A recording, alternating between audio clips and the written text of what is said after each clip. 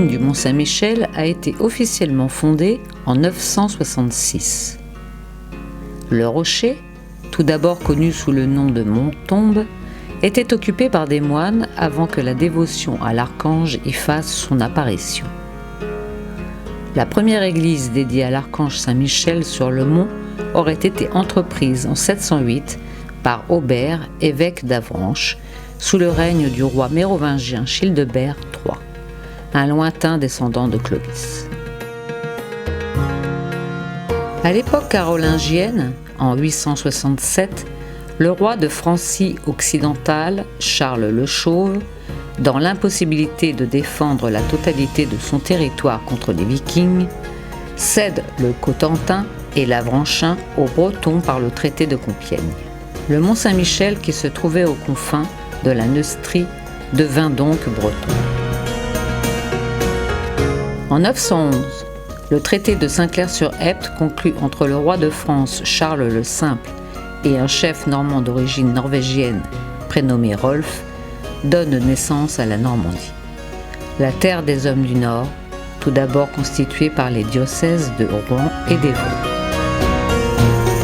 Rolf, rebaptisé Rollon, n'entend pas en rester là. Quelques années plus tard, il étend son pouvoir plus à l'ouest en s'emparant des diocèses de Bayeux et de Sées.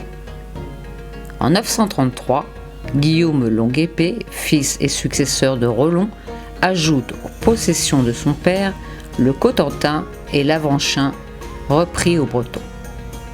Le Mont Saint-Michel passe alors sous contrôle normand. Après la fondation de la Normandie, les abbayes qui avaient souffert des raids vikings sont progressivement restaurées. De nouvelles communautés voient également le jour. Il en est ainsi au Mont Saint-Michel.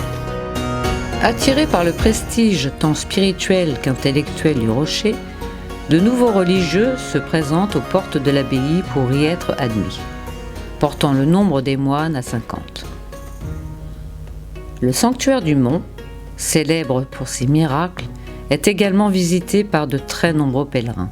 Des structures d'accueil et des sanctuaires de moindre importance apparaissent le long des itinéraires qu'ils empruntent. Ce sont les chemins montois, ou routes du paradis. Le premier d'entre eux, mentionné en 1025, traverse le pays d'Auge. Parvenus au terme de leur route, les pèlerins devaient attendre la marée basse pour rejoindre l'îlot à pied à travers les sables de la baie. Cette traversée périlleuse à cause des sables et du flot menaçant était également riche de sens. Les pèlerins retrouvaient en franchissant les eaux la symbolique du baptême, ou songeaient à la traversée de la mer Rouge, regardant le mont comme une image médiévale de la Jérusalem céleste. Certains ont même vu dans cette traversée une métaphore de la montée des âmes vers le ciel sur un chemin semé d'embûches. Une fois au mont, les pèlerins cherchaient gîte et couvert dans les quelques auberges du village, prêtes à les accueillir au pied du sanctuaire. Après un repos bien mérité, les pèlerins montaient visiter l'abbaye, y accomplissaient leur dévotion et approchaient les saintes reliques dans le respect des règles imposées par les moines. En 1023, tandis que la France se pare, selon l'expression du moine clunicien Raoul Le Glabre, d'une blanche robe d'église, l'abbé Hildebert II entreprend de construire au Mont Saint-Michel une abbaye adaptée aux besoins de la communauté bénédictine et des pèlerins. Cet extraordinaire chantier dure plus de 60 ans, de 1023 à 1085. Les blocs de granit nécessaires à la construction viennent des îles Chausée que les moines reçurent des mains du duc Richard II en 1022.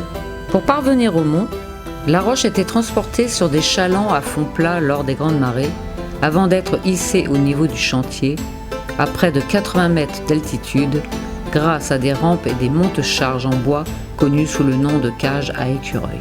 Une église de 80 mètres de long en forme de croix latine est alors entreprise au sommet du rocher.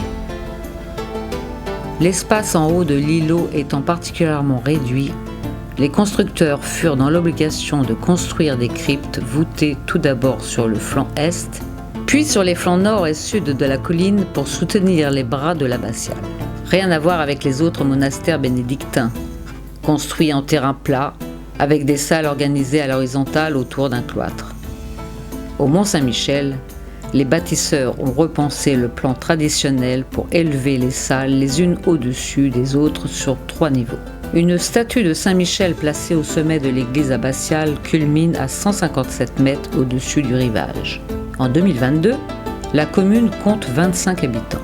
L'îlot du Mont-Saint-Michel est devenu au fil du temps un élément emblématique du patrimoine français.